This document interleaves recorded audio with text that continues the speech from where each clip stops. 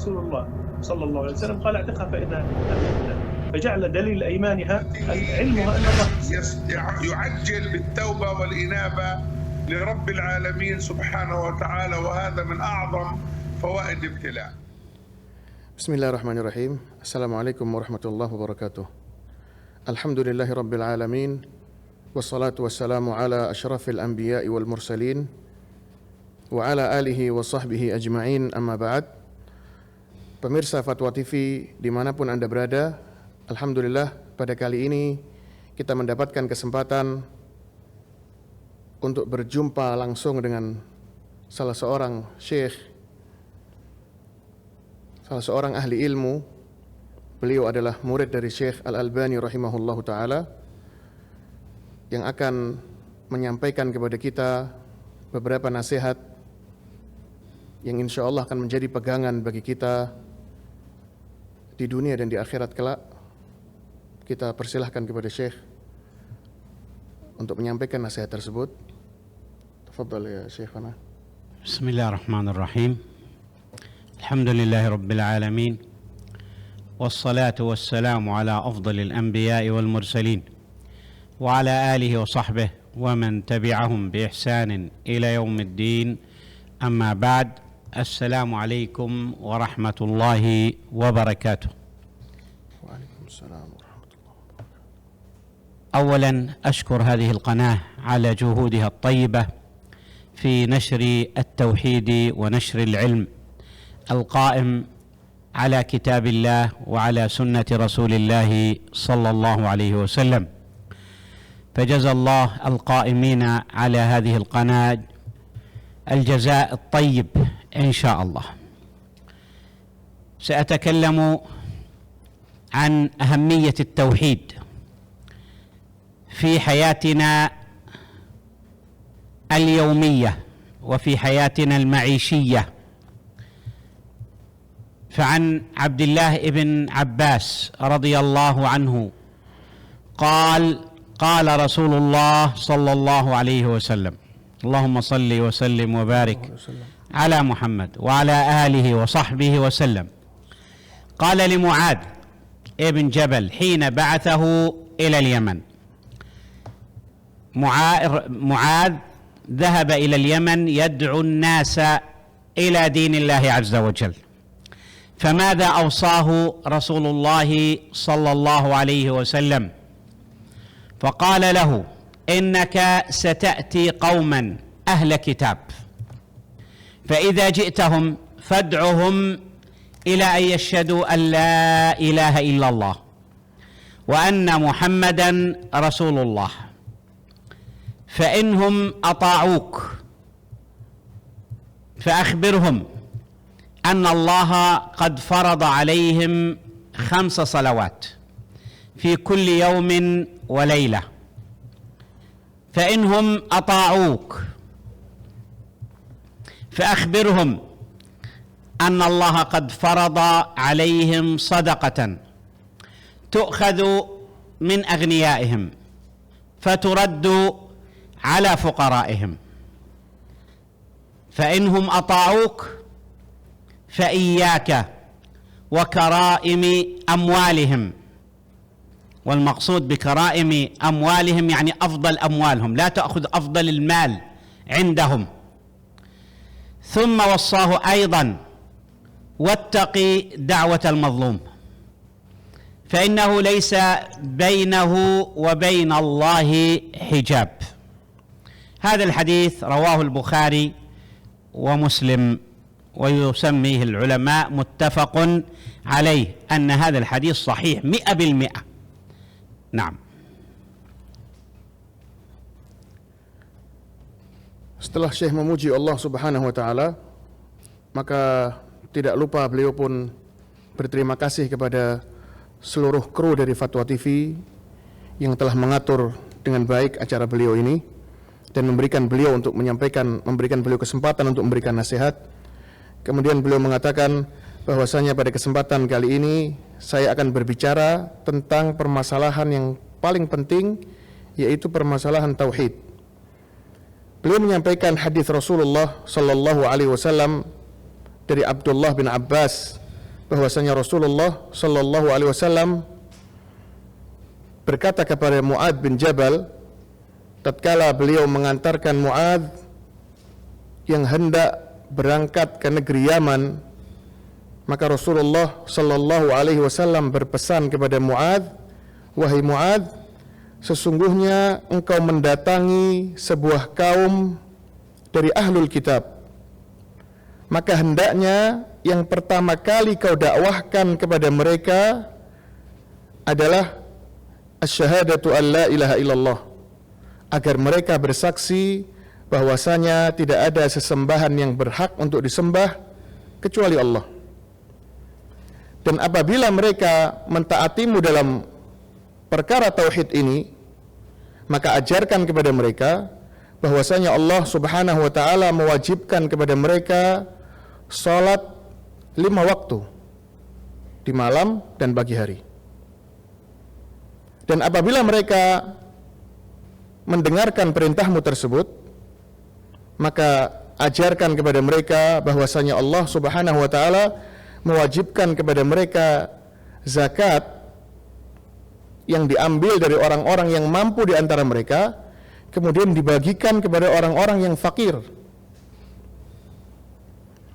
Kemudian Rasulullah sallallahu alaihi wasallam berwasiat, "Wattaqi da'watal mazlum," dan berhati-hatilah engkau terhadap doanya orang-orang yang terzalimi.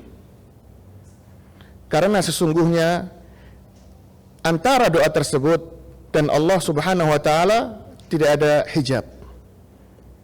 Begitu pula Rasulullah sallallahu alaihi wasallam mengatakan, "Wa iyyaka wa karaimi amwalihim," dan janganlah engkau ambil harta manusia yang sangat dia cintai, yang paling berharga untuk mereka jangan kau ambil. Dan jauhilah doanya orang-orang, berhati-hatilah dengan doanya orang-orang yang terzalimi.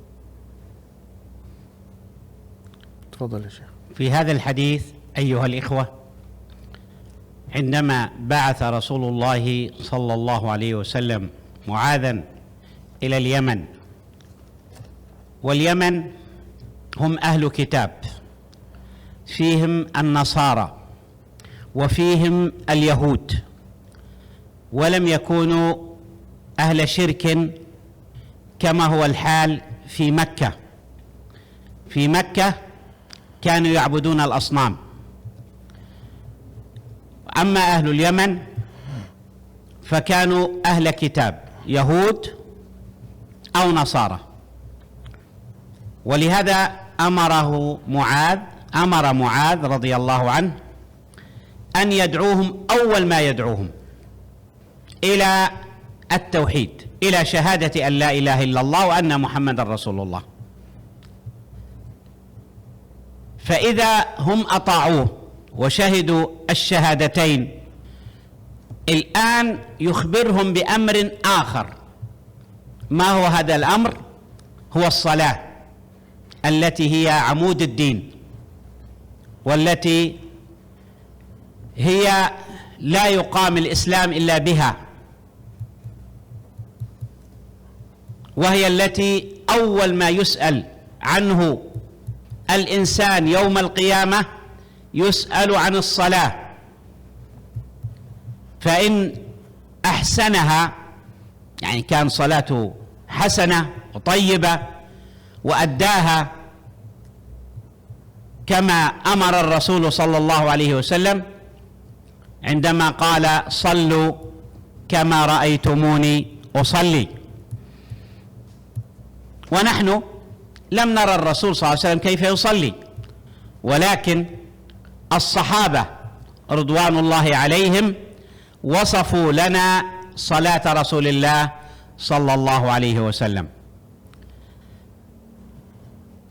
هذه الصلاة التي أمر الله عز وجل أن نأمر أهلنا بالصلاة، فأمر أهلك بالصلاة واصطبر عليها. فيجب أيضا أن نعلم أزواجنا وأبنائنا الصلاة، ورسول الله صلى الله عليه وسلم يقول: مروا أولادكم للصلاة ل7، يعني إذا بلغ الطفل 7 سنوات يجب علينا أن نأمره: صل يا ولدي، قل صلي صلي، لنعوده على الصلاة. إذا بلغ 10 سنوات فنضربه عليها من صغره حتى يصلي.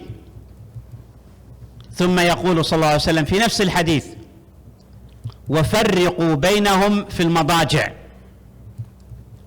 فرقوا بينهم في المضاجع أي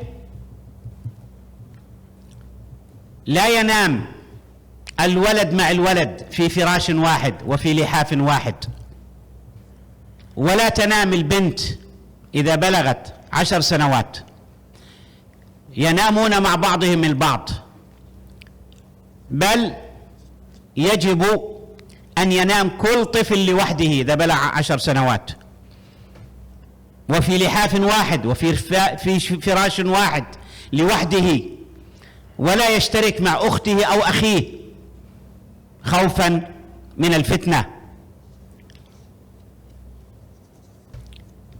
والصلاة أهميتها عظيمة. يقول صلى الله عليه وسلم: العهد الذي بيننا وبينهم الصلاة، فمن تركها فقد كفر. والعلماء على خلاف في ذلك، هل يكفر كفر خروج من الإسلام الذي لا يصلي، أم كفر أكبر؟ حتى الذي يقول كفر أصغر، حتى الذي يقول كفر أصغر يقول لا يوجد كبيرة من الكبائر مثل ترك الصلاة إلا الشرك بالله. أعظم الكبائر عند الله عز وجل بعد الشرك بالله هو ترك الصلاة. ولهذا الرسول صلى الله عليه وسلم ذكر بعد الشهادتين أن يأمرهم إذا وحدوا الله يأمرهم بالصلاة 5 صلوات في كل يوم وليلة. قال: فإنهم أطاعوك فأخبرهم أن الله فرض عليهم الصدقة، وهي الزكاة المفروضة على المال المسلم.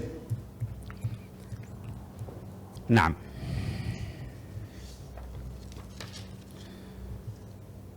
Kemudian Syekh menjelaskan bahwasanya Rasulullah Shallallahu Alaihi Wasallam tatkala mengutus Mu'adz untuk berangkat ke kota Yaman, Rasulullah menjelaskan kepada Mu'adz tentang kondisi penduduk Yaman. Rasulullah mengatakan, fa innaka ta'ti qauman ahla kitab. Ya Mu'adz, sesungguhnya engkau akan mendatangi kaum dari ahlu kitab, dan mereka adalah Yahudi atau Nasara. Berbeda dengan kaum yang ada di tempat kau tinggal ya Mu'adz, di kota Madinah. Ya, karena penduduk Madinah, penduduk Hijaz, Makkah dan Madinah, kebanyakan dari mereka adalah wathaniyin, orang-orang yang menyembah berhala. Maka Rasulullah memberikan gambaran kepada Mu'adz bahwasanya engkau sekarang akan mendatangi kaum ahlul kitab, Yahudi dan juga Nasara. Maka Rasulullah ajarkan kepada Mu'adz, maka hendaknya yang pertama kali engkau dakwahkan kepada mereka adalah tauhidullah azza wa jal, adalah agar mereka mentauhidkan Allah, agar mereka tidak menyembah kecuali hanya kepada Allah subhanahu wa ta'ala, dan meninggalkan sesembahan-sesembahan selain Allah. Kemudian Rasulullah sallallahu alaihi wasallam mengajarkan Mu'adz, kemudian wahai Mu'adz, apabila mereka menerima dakwahmu tentang tauhid, maka hendaknya engkau ajarkan kepada mereka salat 5 waktu, salat wajib, yang mana salat ini adalah amududdin, adalah tiangnya agama, dan salat ini adalah pertanyaan pertama yang akan ditanyakan oleh Allah subhanahu wa ta'ala kepada seluruh hambanya di hari kiamat nanti. Maka apabila baik salatnya, maka amalan-amalan yang lain akan mengikuti sholat akan menjadi baik juga. Maka Rasulullah pun sallallahu alaihi wasallam mengajarkan kepada kita agar kita menjalankan sholat sesuai dengan petunjuk Rasulullah sallallahu alaihi wasallam, sebagaimana yang Rasulullah sallallahu alaihi wasallam katakan, "Shallu kama ra'aitumuni usolli." Salatlah kalian sebagaimana aku salat. Dan tentunya kita tidak pernah melihat Rasulullah sallallahu alaihi wasallam, akan tetapi para sahabat telah mengajarkan kepada kita, menyampaikan kepada kita ya riwayat-riwayat tentang salatnya Rasulullah sallallahu alaihi wasallam yang sangat lengkap. Maka wajib bagi kita untuk mempelajari bagaimana Rasulullah sallallahu alaihi wasallam menjalankan salatnya, dan wajib juga bagi kita untuk mengajarkan kepada anak-anak kita tata cara salat yang benar, yang sesuai dengan petunjuk Rasulullah sallallahu alaihi wasallam. Maka Rasulullah sallallahu alaihi wasallam pun bersabda, "Allimu abna'akumus shalah wa hum abna'u sab'i sinin." Ajarkan kepada anak-anakmu salat ketika mereka berumur 7 tahun. Dan apabila mereka telah sampai pada umurnya yang ke-10 tahun, maka pukullah mereka ketika mereka menolak untuk mengerjakan sholat. Ya, jadi biasakan anak-anak kita untuk sholat. Wa farriqu bainahum fil madaji'. Dan Rasulullah pun menambahkan, dan pisahkan tempat tidur mereka. Ya, janganlah seorang anak tidur bersama saudarinya di atas satu kasur, kemudian di bawah satu selimut. Jangan, hendaknya dipisahkan. Ya, begitupun dengan saudaranya yang sama-sama laki, ya, dipisahkan juga. Pisahkan antara mereka di tempat tidur mereka. Hendaknya setiap anak tidur dengan tempat sendiri menggunakan selimut yang berbeda. Maka Rasulullah sallallahu alaihi wasallam menjelaskan bahwasanya perkara sholat ini perkara yang paling agung, yang paling penting dalam agama Islam ini. Maka Rasulullah mengatakan, al-ahdu alladhi bainana wa bainahumus shalah. Ya, perjanjian antara kita atau batas pembeda antara kita kaum muslim dengan orang-orang kafir adalah salat. Faman tarakaha faqad kafar. Maka barang siapa yang meninggalkan salat, maka dia sama seperti orang-orang kafir. Ya, meskipun para ulama berkhilaf dalam masalah kafir di sini, apakah kafir yang dimaksud adalah kufur akbar yang benar-benar menunjukkan bahwasanya orang yang meninggalkan sholat telah keluar dari Islam, atau sebagian ulama juga mengatakan maksudnya adalah kufur asghar, ya, kufur kecil atau perbuatan maksiat. Akan tetapi para ulama yang mengatakan bahwasanya ini adalah kufur asghar tetap mengatakan bahwasanya tidak ada maksiat di atas muka bumi ini yang lebih buruk dan lebih besar dosanya daripada seorang hamba yang meninggalkan salatnya. سأتكلم أيضا على هذا الحديث بفائدتين عظيمتين، وإن كانت فوائد هذا الحديث كثيرة، ولكن أركز على فائدتين. الفائدة الأولى وهو توحيد الله عز وجل، وهي أول الواجبات الشرعية، وهو نفي الشريك لله عز وجل. ومعنى التوحيد إفراد الله تعالى بالعبادة، فلا يدعى إلا الله وحده لا شريك له. لا يجوز أن ندعو غير الله وأن نستغيث ولا نستغيث إلا بالله عز وجل، ولا يذبح إلا لله وحده لا شريك له، ولا ينذر إلا لله وحده لا شريك له، ولا يتوكل إلا على الله وحده لا شريك له، ولا يخاف خوف السر إلا من الله سبحانه وتعالى. وهكذا جميع العبادات لا تصرف إلا لله وحده لا شريك له. نعم. Maka Di sini Syekh menyebutkan dua faedah yang sangat penting dari hadis yang telah disebutkan di atas. Beliau menyebutkan yang pertama, yaitu adalah tauhidullah, mengesahkan Allah Subhanahu wa taala. Maksudnya adalah nafyus syariki lillah, menyingkirkan seluruh sesembahan selain Allah. Bahwasanya Allah Subhanahu wa taala satu-satunya sesembahan yang berhak untuk disembah. Dan maknanya adalah ifradullahi bil ibadah, mengesahkan Allah Subhanahu wa taala dalam segala bentuk ibadah. Maka segala bentuk ibadah hanya boleh ditujukan kepada Allah Subhanahu wa taala. Maka tidak boleh bagi manusia untuk berdoa kepada selain Allah, dan tidak boleh juga untuk bagi manusia untuk beristighatsah kecuali hanya kepada Allah Subhanahu wa taala. Dan tidak boleh bagi manusia untuk menyembelih kecuali hanya untuk Allah Subhanahu wa taala. Begitu pula nazar hanya boleh ditujukan kepada Allah. Tawakal, manusia hanya boleh bertawakal kepada Allah Subhanahu wa taala. Begitu pula rasa takut yang hanya boleh ditujukan hanya kepada Allah Subhanahu wa taala. Begitu pula seluruh jenis ibadah hanya boleh kita tujukan untuk Allah Subhanahu wa taala. كذلك من توحيد الله عز وجل أن لا نذهب إلى القبر ندعوه ونستغيث به، ولا نذهب إلى القبر مهما كان وندعوه أن يشفع لنا مثلا، أو ندعوه أن يشفينا من الأمراض ومن الأوجاع، أو ندعوه لأن يرزقنا الأطفال وغير ذلك. فلا شافي إلا الله، ولا مرزق إلا الله، ولا معطي إلا الله سبحانه وتعالى.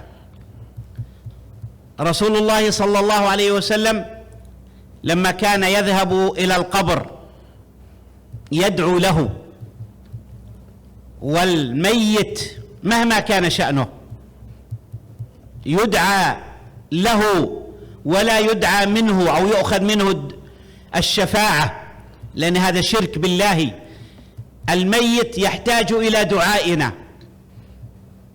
ولهذا لما كان الرسول صلى الله عليه وسلم يذهب إلى القبور يقول: السلام عليكم دار أهل قوم مؤمنون، أنتم السابقون ونحن إن شاء الله بكم لاحقون. ثم يقول: اللهم اغفر لنا ولهم، فيدعو لهم بالمغفرة، ولا يطلب منهم الشفاعة، ولا يطلب منهم الاستشفاء. فهذا من الشرك. الميت هو ميت لا يستجيب لأحد في قبره، ولهذا أنتم السابقون ونحن اللاحقون يغفر الله لنا ولكم. فيطلب المغفرة لهم، ولا يطلب منهم أن يغفروا لنا مثلا، أو يكونوا واسطة بيننا وبين الله سبحانه وتعالى. فلا واسطة بيننا وبين الله، نحن ندعو الله مباشرة، فقال: ادعوني أستجب لكم. ادعوني مباشرة أستجب لكم. بارك الله فيكم.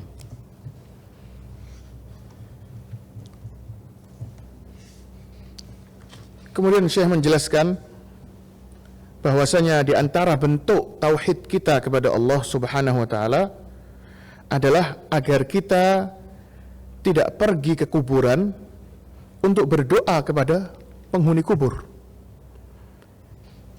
atau meminta syafaat kepada penghuni kubur, atau meminta agar penghuni kuburan tersebut memberikan kesembuhan untuk kita, atau kita meminta rezeki kepada penghuni kubur, kepada orang yang sudah mati, yang sudah dikubur. Maka sesungguhnya tidak ada yang menyembuhkan kecuali Allah Subhanahu wa taala, dan tidak ada yang memberikan rezeki kepada hamba kecuali Allah Subhanahu wa taala. dan tidaklah syafaat diminta kecuali hanya kepada Allah Subhanahu wa taala. Adapun seorang mayit yang sudah dikubur seharusnya didoakan. Begitulah sunnah Rasulullah sallallahu alaihi wasallam yang Rasulullah ajarkan kepada kita. Rasulullah setiap masuk ke kuburan, maka Rasulullah mendoakan penghuni kubur yang telah mati. Rasulullah mengatakan, Assalamualaikum diyara qaumin mu'minin. Rasulullah mengatakan, semoga keselamatan tercurah kepada kalian, wahai penghuni kuburan orang-orang yang beriman. Antumul awwalun wa nahnu lahiqun. Sesungguhnya kalian telah lebih dahulu mati, dan kami pun akan pergi menyusul kalian. Maka orang-orang yang telah lebih dahulu wafat, yang telah meninggal, tidak akan pernah bisa memberikan syafaat kepada kita, dan tidak boleh bagi kita untuk meminta syafaat kepada mereka. Orang-orang yang sudah mati ini sudah selesai, sudah mati, sudah selesai urusannya dengan dunia. Dia tidak akan mengabulkan doa siapapun, dia tidak akan bisa mendengar doa siapapun. Rasulullah sallallahu alaihi wasallam memintakan ampun untuk mereka. Rasulullah mengatakan, Allahumma ighfir lahum warhamhum. Ya Allah, ampunilah dosa-dosa mereka dan rahmatilah mereka. Maka kita sebagai orang yang beriman kepada Allah Subhanahu wa taala, hendaknya setiap kita berdoa langsung memohon kepada Allah, langsung kepada Allah Subhanahu wa taala tanpa perantara siapapun. Sebagaimana yang Allah Subhanahu wa taala perintahkan kepada kita, ud'uni astajib lakum. Berdoalah kepadaku, kata Allah. Langsung berdoalah kepadaku, maka Allah menjanjikan, maka aku akan kabulkan doa-doa kalian.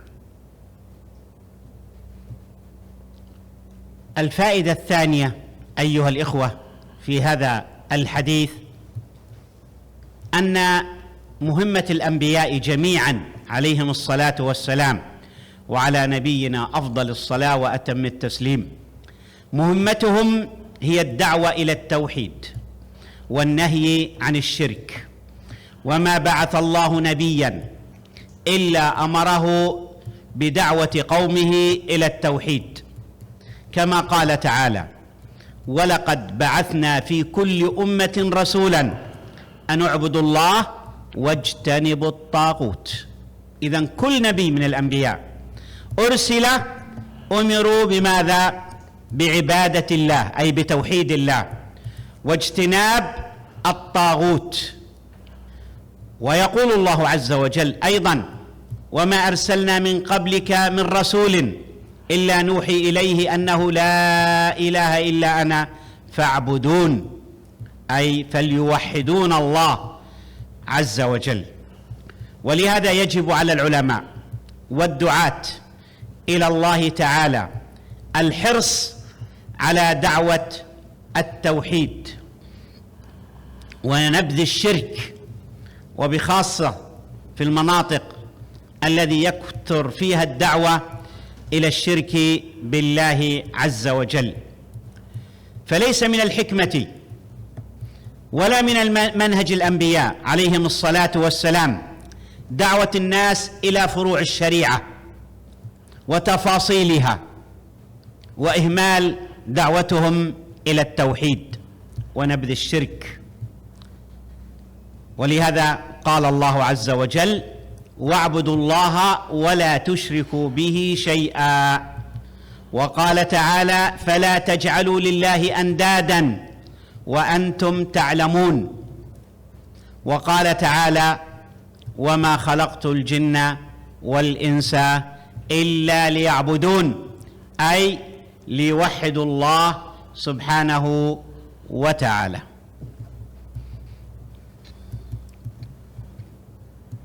Kemudian Syekh mengatakan bahwasanya faedah yang kedua yang bisa kita dapatkan dari hadis yang telah kita sebutkan di atas tadi, bahwasanya telah menjadi kewajiban bagi seluruh nabi yang diutus oleh Allah Subhanahu wa taala, seluruh nabi dan rasul yang Allah Subhanahu wa taala utus, wajib bagi mereka untuk mendakwahkan tauhid, untuk mengajak umatnya agar bertauhid, agar beribadah kepada Allah Subhanahu wa taala semata, dan melarang umatnya dari perbuatan yang bernama syirik, melarang umatnya dari mensekutukan Allah Subhanahu wa taala dalam beribadah. Allah Subhanahu wa taala mengatakan, "Wa laqad ba'atsna fi kulli ummatin rasulan an i'budullaha wajtanibut taghut." Dan sungguh telah aku utus kepada setiap umat seorang rasul yang mengajak umatnya untuk beribadah kepada Allah Subhanahu wa taala semata dan menjauhi kesyirikan. Maka inilah kewajiban seluruh nabi. Allah Subhanahu wa taala mengatakan, "Wa ma arsalna mir rasulin illa nuhi ilaihi annahu la ilaha illa ana fa'budun." Tidaklah aku utus seorang rasul pun kecuali aku wahyukan kepadanya bahwasanya tidak ada sesembahan yang berhak disembah kecuali Allah. Maka sembahlah aku semata. Maka kami mewasiatkan kepada setiap dai yang berdakwah agar hendaknya mereka mendakwahkan tauhid, mengajak umat untuk mentauhidkan Allah Subhanahu wa taala dan menjauhi syirik, terutama orang-orang yang tinggal di tempat-tempat yang terpelosok. Hendaknya mereka memfokuskan dakwahnya kepada dakwah tauhid, dan bukan dari perbuatan yang baik, ya, bukan termasuk hikmah seorang dai yang mendakwahkan kepada manusia cabang-cabang syariat, mengajak mereka untuk beribadah kepada Allah Subhanahu wa taala, kemudian mereka lupa untuk mendakwahkan tauhid. Kurang perhatian para dai untuk mengajak manusia untuk mentauhidkan Allah Subhanahu wa taala.